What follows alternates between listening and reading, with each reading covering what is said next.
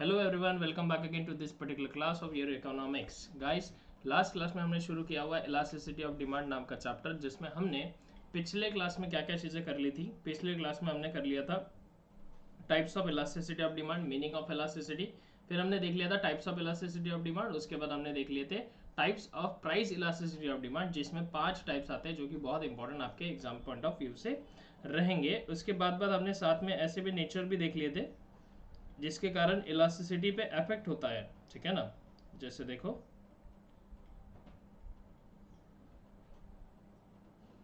हाँ जी, factor influencing the elasticity of demand, ये फैक्टर्स भी हमने लास्ट क्लास में कवर कर लिए थे। आज के क्लास का हमारा टॉपिक रहेगा, आज हम मस्त बढ़िया पढ़ने जा रहे हैं methods of measuring price elasticity of demand. Sir, exam point of view से इंपॉर्टेंट है क्या? जी हाँ, एग्जाम पॉइंट ऑफ व्यू से इंपॉर्टेंट है, बराबर है क्या। पेपर में पूछा जा सकता है आपको कि ऐसी कौन सी मेथड है जिससे प्राइस इलास्टिसिटी ऑफ डिमांड को कैलकुलेट किया जा सकता है। तो ये आपको अच्छे से करके जाना एग्जाम के लिए, ठीक है। देखो, सबसे पहली मेथड आती है रेशियो और परसेंटेज मेथड, ठीक है क्या। रेशियो परसेंटेज मेथड यानी क्या होता है, तो बिल्कुल घबराने की जरूरत नहीं है। आपने अभी तक ये छोटा छोटा ये सिंपल सा ये फॉर्मूला आपने लगाया हुआ है अभी तक, ये वाला, ये देखो, ये जो फॉर्मूला आपने लगाया हुआ है percentage change in demand upon percentage change in price, ऐसे ही टाइप से अभी तक आपने जितनी भी सारी इलास्टिसिटी सीखी हुई है ये एक ही फॉर्मूले से सीखी हुई है, यस और नो। तो देखो, ये जो होता है ना, ये अपॉन में मतलब होता है रेशियो में हम इसको लिख सकते हैं। मैं ए अपॉन बी लिखूँ या ए रेशियो बी लिखूँ, both the things are same, बराबर है ना। तो ऑब्वियसली बात है, इसी को हम रेशियो या परसेंटेज मेथड कहते हैं, बराबर है क्या। क्योंकि यहाँ पे परसेंटेज भी लग के आ रहा है और डेटा डिमांड और प्राइस किस में आ रहा है, परसेंटेज फॉर्मेट में आ रहा है, और इसको हम लोग अपॉन में लिखते हैं, प्रपोर्शन में लिखते हैं, यानी कि वो रेशियो में भी लिखा जा रहा है। तो इसी को हम रेशियो एंड प्रपोर्शन मेथड कहते हैं, ठीक है। तो देखो, यहाँ पे बोल रहा है ratio method is developed by professor Marshall. According to this method, elasticity of demand is measured by dividing the percentage change in demand by the percentage change in the price, बराबर है क्या। Percentage change in demand upon percentage change in price, ऐसी method को percentage method कहा जाता है, ठीक है। ये आपने ऑलरेडी पढ़ के रखा हुआ है, डन। चल, ये देखो, यहाँ पे इसका न्यूमेरिकल्स दिया हुआ है, तो इतना ज़्यादा न्यूमेरिकल वगैरह पढ़ने की जरूरत नहीं है, ठीक है। चलिए आगे बढ़ेंगे। आगे दिया हुआ है total expenditure method. Total expenditure method में क्या होता है, ये इंपॉर्टेंट है थोड़ा सा, इसके ऊपर आपको शॉर्ट नोट पूछा जा सकता है या फिर इस टाइप का डायरेक्ट थियरी क्वेश्चन आपको पूछा जा सकता है। तो देखो, बोलता है this method was developed by professor Marshall. In this method, इस मेथड में total amount of expenditure before and after the price change is compared, बराबर है क्या। ये क्या बोल रहा है कि इस मेथड में क्या किया जाएगा, एक्सपेंसेस के हिसाब से इलास्टिसिटी को जज किया जाएगा कि एक्सपेंसेस के हिसाब से इलास्टिसिटी कौन सी है। जैसे कि प्राइस चेंज होने के पहले का एक्सपेंस क्या था। जैसे अगर मैं बात करूं कि मान लो मेरे पास एक कार है जिसको मुझे 5 लीटर्स का पेट्रोल लगता है, ठीक है क्या। डेली मुझे 5 लीटर्स का पेट्रोल लगता है चलाने के लिए, और पेट्रोल का जो रेट था वो था 100 रुपीज़ पर लीटर। तो मैं क्या बोल सकता हूँ कि मेरा एक्सपेंडिचर जो होगा वो 500 होगा रोज का। Daily expenses is 500 for me, yes. अब अगर पेट्रोल के जो रेट है वो बढ़कर 120 हो गया, तो क्या मुझे डेली एक्सपेंसेस 600 लगेंगे? जी हाँ। तो देखो, यहाँ पर हमने क्या देख लिया कि यहाँ पर प्राइस पहले 100 था, फिर 120 हो गया, मतलब प्राइस चेंज हो गया, बराबर है कि नहीं। प्राइस में चेंजेस आ गए।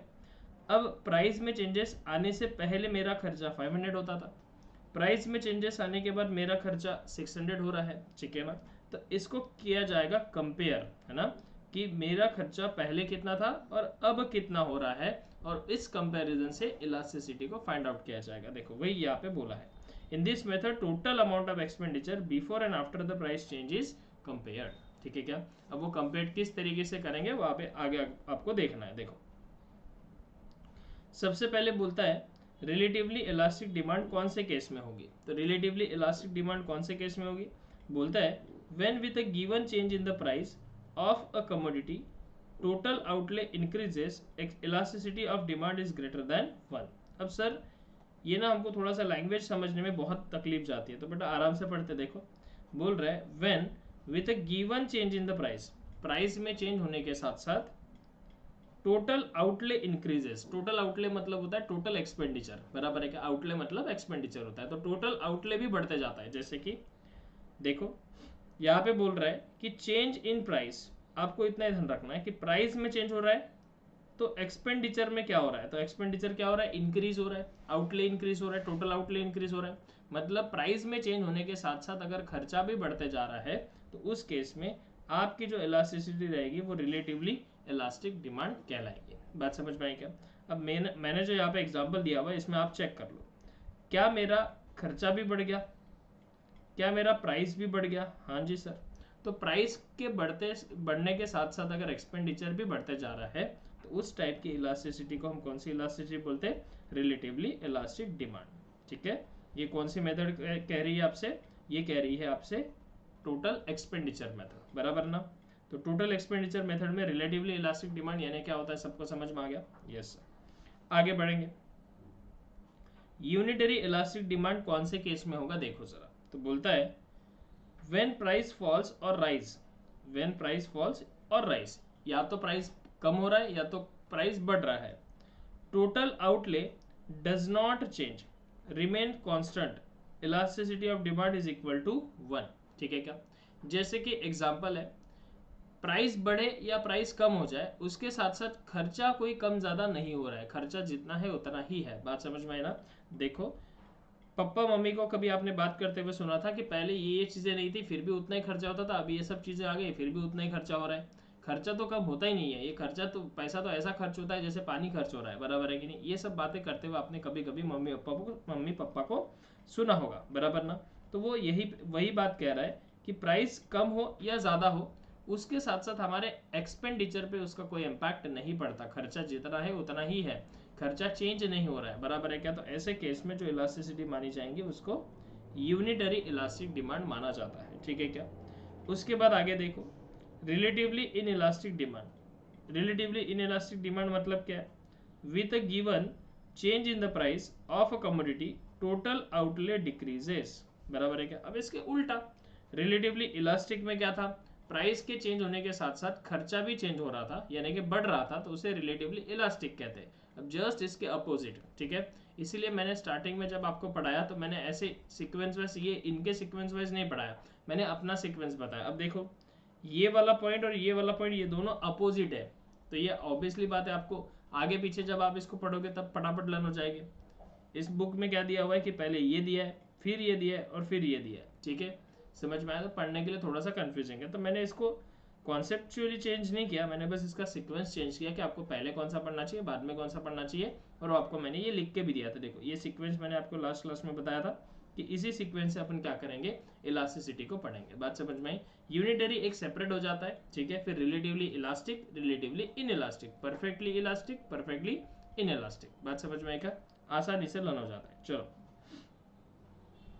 तो देखो जी, तो रिलेटिवली इलास्टिक में हमने देखा था कि जैसे जैसे प्राइस क्या हो रहा है, चेंज हो रहा है, टोटल एक्सपेंडिचर इंक्रीज हो रहा है, तो उसे हम रिलेटिवली इलास्टिक कहते हैं। ठीक है, और जैसे जैसे यहाँ पे बोल रहा है given change in the price of the commodity total outlay decreases, अब इसका उल्टा बोल रहा है कि प्राइस अगर चेंज हो रही है और खर्चा कम होते जा रहा है तो ऑब्वियसली बात है इलास्टिसिटी कैसे रहेगी, लेस देन 1 रहेगी। सर समझ में नहीं आया? तो देखो जरा मैं आपको यहाँ पे इसी एग्जाम्पल को थोड़ा सा और मॉडिफाई करके बता देता हूँ, ध्यान दो।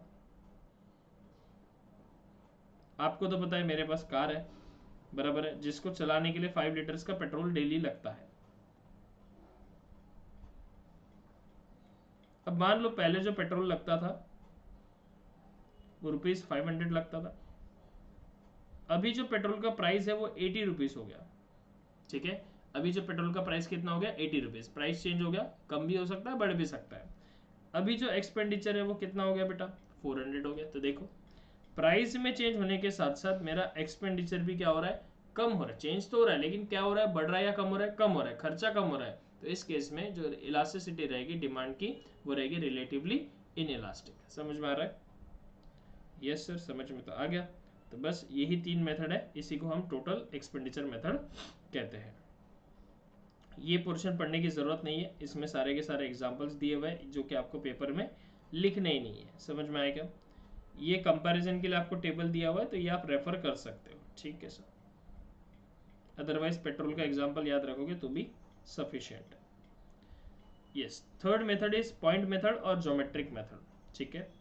पॉइंट मेथड और ज्योमेट्रिक मेथड में डायग्राम के थ्रू आपको समझाया जाएगा कि इलास्टिसिटी कैसी रहेगी। जैसे कि professor Marshall has developed another method to measure elasticity of demand which is known as the point method और ज्योमेट्रिक मेथड, ठीक है। प्रोफेसर मार्शल ने एक और मेथड डेवलप किया है इलास्टिसिटी को जानने के लिए, जिस मेथड को हम कौन सी मेथड कहते हैं, पॉइंट और ज्योमेट्रिक मेथड। यहाँ तक तो हमको कुछ खास खबर मिली नहीं है, ठीक है क्या। The ratio method and total outlay methods are unable to measure elasticity at a given point on the demand curve, ठीक है।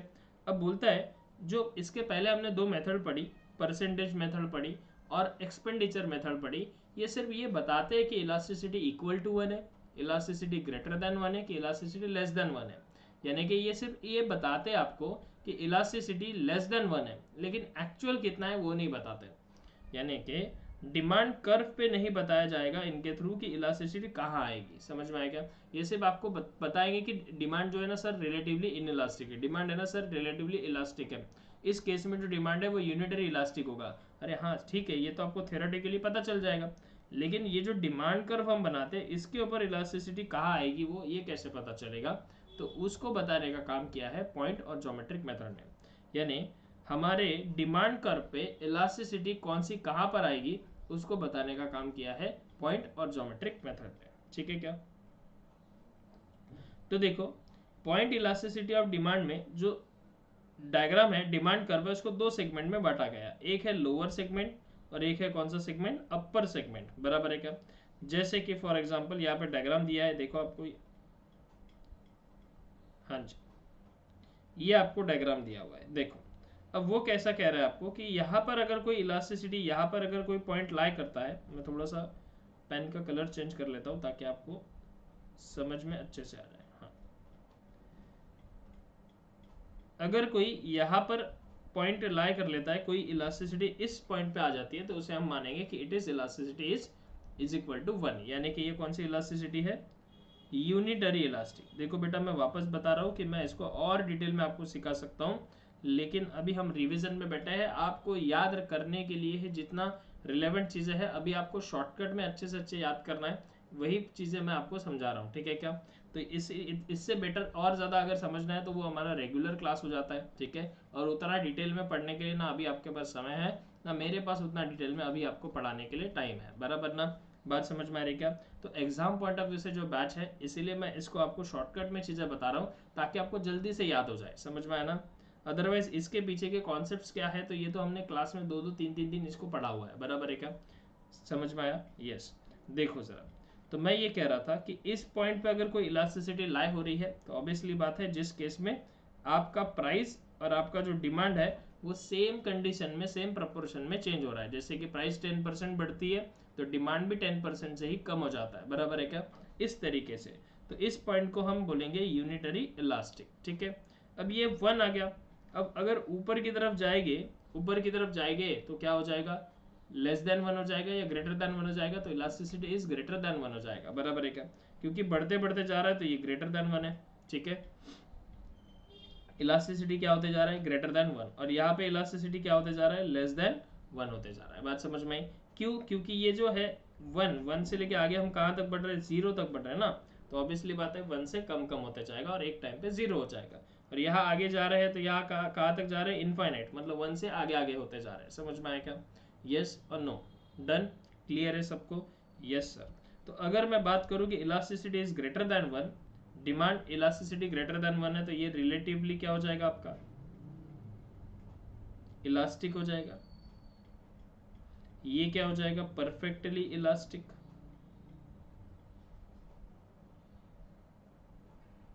और ये हो जाएगा आपका रिलेटिवली इन इलास्टिक, और ये हो जाएगा आपका परफेक्टली इन इलास्टिक। बात समझ में आ रही है, क्लियर है या नहीं, बताइए आप, डन। अब यहां पर इसको पढ़ने का मतलब क्या है सर? तो इसको पढ़ने का मतलब ये है कि अगर मान लो कोई पॉइंट जो आता है वो इस केस इस पर लाई करता है, यहाँ पर लाई करता है, तो इसको माना जाएगा कि ये 1 से बड़ा है, यानी कि इसकी जो इलास्टिसिटी है वो रिलेटिवली इलास्टिक होगी। हाँ, अब इस पॉइंट के ऊपर अगर कोई पॉइंट लाई कर रहा है तो इसको माना जाएगा ये elasticity is also greater than 1 है। बात समझ में आई क्या? या ये इन्फाइनाइट की तरफ बढ़ रहा है, तो ये आपको समझ में आता है, इजीली समझ में आ जाता है डायग्राम्स के थ्रू, और डायग्राम से थोड़ा सा इंटरप्रेट करने के लिए ईजी भी जाता है। बात समझ में आई क्या? अदरवाइज जितना मैंने यहाँ पे लिखा हुआ है उतना ही आपको पेपर में भी लिख के आना है, अगर ये क्वेश्चन डायग्राम पेपर में पूछते हैं आपको तो। समझ में आया? तो आप अपनी नोटबुक में इसको नोट कर लो जो मैंने यहाँ पे लिखा हुआ है, ठीक है? चलिए, तो हमने 3 मेथड अच्छे से सीख लिए कि इलास्टिसिटी को मेजर करने की कितनी मेथड्स है। तो there are 3 methods to measure the elasticity of demand. One is ratio और percentage method, second one is total expenditure method, जिससे हम टोटल एक्सपेंडिचर को निकालकर कंपेयर करते हैं और इलास्टिसिटी जज करते हैं, ठीक है क्या? और थर्ड मेथड इज पॉइंट और ज्योमेट्रिक मेथड, क्योंकि पहली 2 मेथड में जो है वो एग्जैक्टली पॉइंट डिमांड कर पे कहाँ पे आएगा ये नहीं बता सकते, लेकिन थर्ड मेथड में वो बताया गया है, अल्फ्रेड मार्शल के द्वारा डेवलप की गई थी वो मेथड, ठीक है क्या? चलिए, अब इलास्टिसिटी का चैप्टर हमारा एंड होता है। अब उसमें हम लोग सबसे पहले पढ़ेंगे, या आखिरी में पढ़ रहे हैं हम लोग, कि इलास्टिसिटी के इंपॉर्टेंस क्या है। इतना सब कुछ इलास्टिसिटी के बारे में पढ़ तो लिया, लेकिन इसके इंपॉर्टेंस क्या क्या है? तो ऑब्वियसली बात है, पहला तो प्रोड्यूसर के लिए क्या इंपॉर्टेंस है देखो। तो बोलता है every producer has to decide price of his product at which he has to sell it. हर प्रोड्यूसर को अपना प्राइस डिसाइड करना होता है कि कौन से प्राइस पे वो बेचेगा। For this purpose elasticity of demand become important, और इसी पर्पस के हिसाब से इलास्टिसिटी उसके लिए इंपॉर्टेंट है। If the demand for the product is relatively inelastic, demand जो है प्रोडक्ट के लिए रिलेटिवली इनइलास्टिक है, he will fix the higher price and vice versa, ठीक है क्या? तो वो हायर प्राइस फिक्स कर सकता है या उससे कम प्राइस फिक्स कर सकता है। The concept of elasticity of demand is also useful to the monopolistic to the practice price determination. Price determination मतलब प्राइस में अगर चेंजेस आते हैं तो कितने प्रकार से चेंज आते हैं, क्या परसेंटेज डिमांड पर इफेक्ट पड़ा है, तो इन सब चीज़ों को निकालने के लिए भी ये काम आता है, ठीक है? गवर्नमेंट के लिए इंपॉर्टेंस है इसका, तो गवर्नमेंट के लिए मैंने बोला था कि टैक्सेशन पॉलिसी बनाने के लिए ही इंपॉर्टेंट होता है, ठीक है? Important in the factor pricing. Factor pricing मतलब हमारे जो फैक्टर ऑफ प्रोडक्शन है, लैंड, लेबर, कैपिटल, एंटरप्रेन्योर्स, इनकी प्राइसिंग को चेंज होने से या इनकी प्राइसिंग पे क्या इफेक्ट पड़ेगा, इसके लिए भी इलास्टिसिटी काम आता है। देखो, importance in foreign trade. Foreign trades में क्या चेंजेस आएंगे, फॉरेन मार्केट जो है वो किस तरीके से चेंज होगा, ये सब चीज़ें जानने के लिए भी इलास्टिसिटी फॉरेन ट्रेड में यूज़ की जाती है।